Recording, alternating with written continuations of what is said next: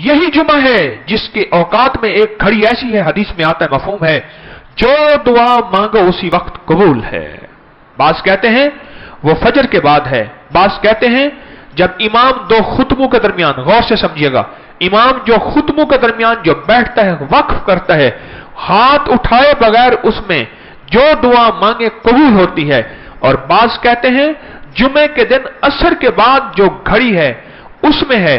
اور بعض محدثین کا یہ تجربہ ہے، محدثین کا، بعض کہتے سے مراد محدثین کے تجربات، اولیاء صالحین کے تجربات، اسلاف اکابرین کے تجربات، اور بعض حضرات کے تجربات یہ ہیں کہ جب عصر ڈھل رہی ہو اور سورج ڈوبنے والا ہو اس وقت جو دعا مانگی جائے قبول ہوتی ہے۔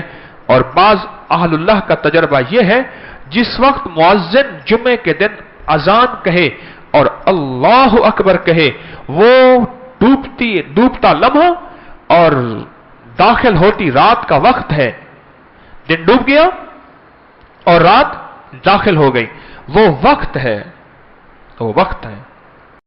وعبقری حسان۔ بسم اللہ الرحمن الرحیم۔ السلام علیکم ورحمۃ اللہ وبرکاتہ۔